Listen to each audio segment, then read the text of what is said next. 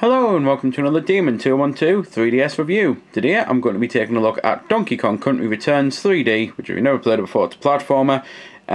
If you're watching this vid, you might be thinking that I'm about to slate it, because I absolutely slated the Wii version, but you've got to remember something. I bought it a second time, and the reason I did that was because there is no longer any stupid motion controls, and no need to shake this about, or anything to move. You've got pure buttons, and, well, I was going to say analog, it's circle pad, it's very similar at the end of the day.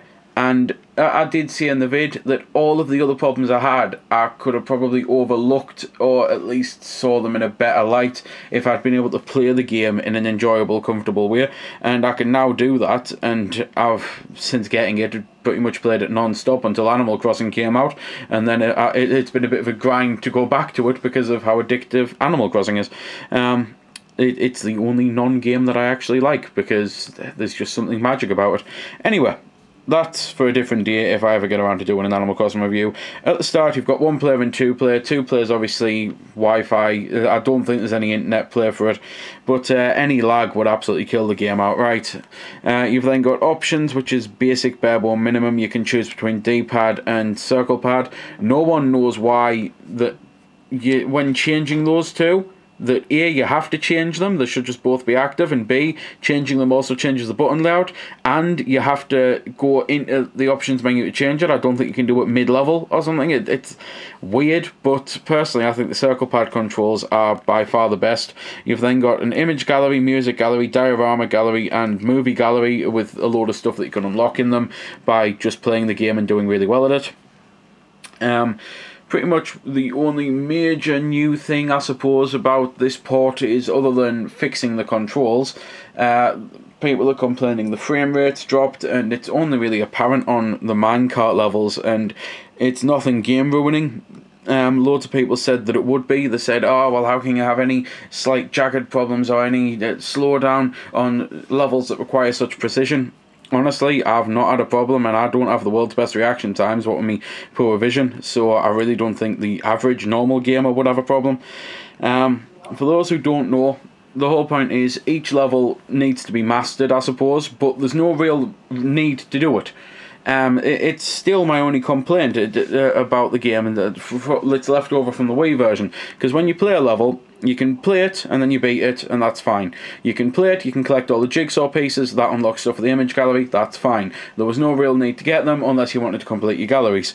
You can play it, you can get the Kong letters in each level, there was no real need to get them. Now, getting all the Kong letters gets you a 9th world, so it gives you a reason to do that, because they're very difficult. And you've also got Time Attack, and when you do Time Attack, you've got to beat it in as fast as way possible, but there's absolutely no reason to do so. And this is, I mean, Time Attack is actually the hardest mode on the game. Just getting a bronze on some levels can be hard. And it's one of those things that, had they just added a reason to do Time Attack as well, even if it was one final boss or something, you know, or one final level and then a final boss, then it just would have made the difficulty soar through the roof, quite frankly. You do have a shop, which most people will opt out of using it, but for now I have bought one of everything to show them off, I suppose. I'll try and get them shown off in the vid. The key simply unlocks a level in the world. The parrot, you buy them, and it squawks whenever you're near a jigsaw piece. The heart is simply that you can get an extra heart chamber, which is something you can do anyway if you play the game on the new easy mode, whatever they're calling it. Where instead of getting two pieces of energy per level, you get 3, so that, I suppose, would give you 4th. I don't know, I haven't exactly played the game in easy mode or anything, so I don't know if you can use that as well, like in conjunction with or something. And then that little portion gives you invulnerability, not invincibility. It might be both, I mean, there's not really much difference between the two of them, you know, but it gives you temporary invincibility. And it's just one of those things, though, that personally, I've not used them for beating any of the levels. It's just, it makes the game easier, and why would you want to make the game easier? Why would you want the game to be, you know, anything that you can beat in only a few hours or something? This is the biggest thing about why I hate easy games, and games that will play themselves for you with super guides, which this does have in.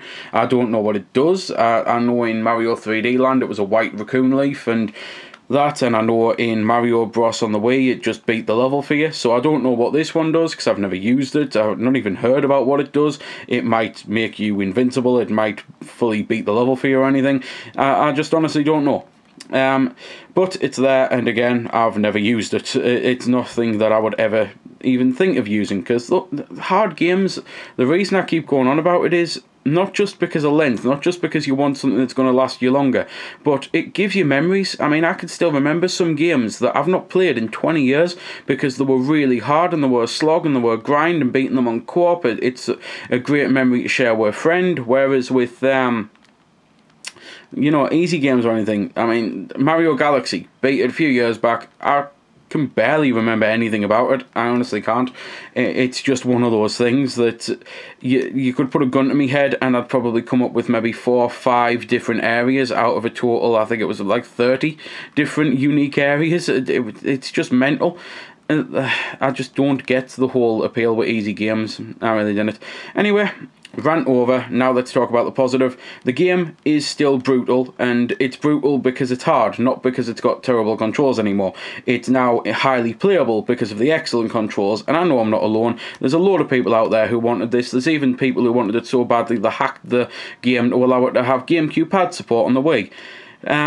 You go through the levels though, there's secrets hidden all over the place. You've sometimes got to blow on things by holding down and pushing a button. You've sometimes got to ground pound things by holding nothing and pushing a button. And you just go around, you find the secrets, you get to the end of the level, you beat it, you get to the end of the world, you beat the boss, which will have a unique pattern about him. Sometimes it's usually just hit him like 9 or 10 times or something. Other times it's throw stuff into him to allow yourself to hit him 9 or 10 times or something.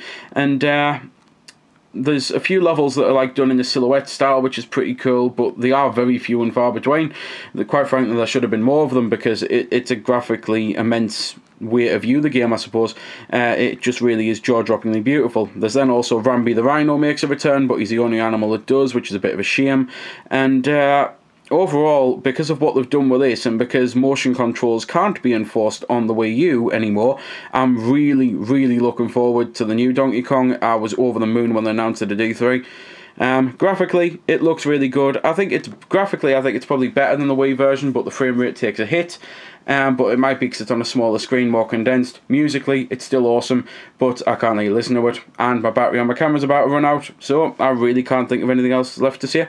There might be about to be a cut though, because as it dies, I might remember something. To be fair, I suppose what I should mention are the basics. I know I haven't been able to show off the invulnerability, but I didn't really mean I'd show it, I just meant I'd explain it and all that. I mean, who needs to see invincibility, you know, it's pretty self-explanatory.